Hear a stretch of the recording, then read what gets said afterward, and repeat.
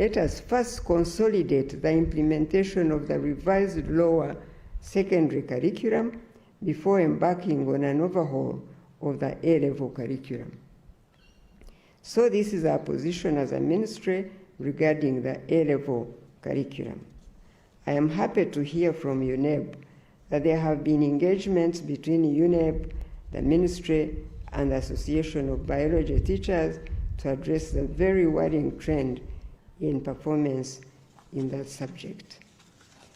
I can only hope that the improved results we are seeing this time is a product of the engagement and will be sustained and further improved because it is not yet at satisfactory levels.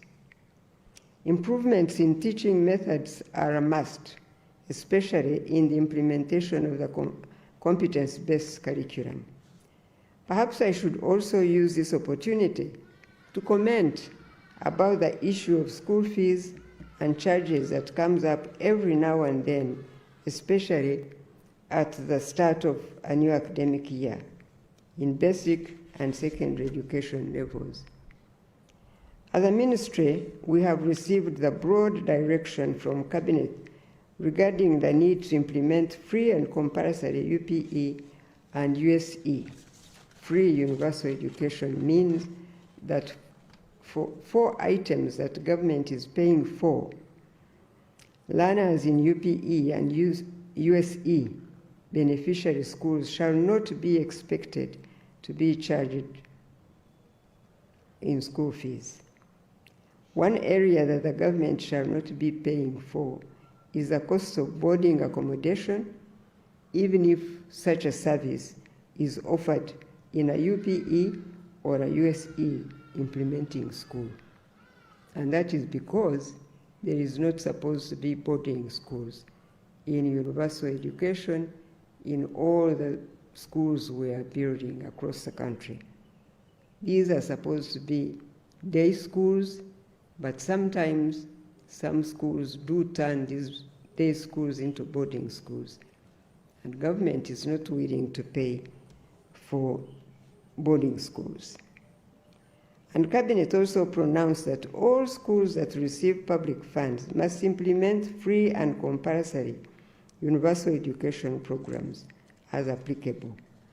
And as a ministry, we shall have to hold conversations with the current 105 public secondary schools, as well as the 109 public primary schools that are recipients of public funds but have not been implementing USE and UPE respectively. And Cabinet also went ahead to prescribe a list of 12 items which are categorized as not allowed to be charged as part of school fees in pre-primary, primary, and secondary schools. And these should be formally communicated to all schools by the Ministry of Education and Sports in the very near future. So, government shall start implementing free and compulsory UPE and USE in a phased manner, starting with UPE in financial year 2024-2025, and for this, an additional resource of 309.16 billion is required on top of the 1.3 trillion that government already spends on UPE in financial year 22-23. The reason why, as government, we are focusing on free and compulsory UPE and USE is to give an affordable option to our people who cannot afford the fees and charges in the private schools. And that is, I believe, common knowledge in this country now. And please make no mistake, the government is committed to investing in quality education in all schools, including those implementing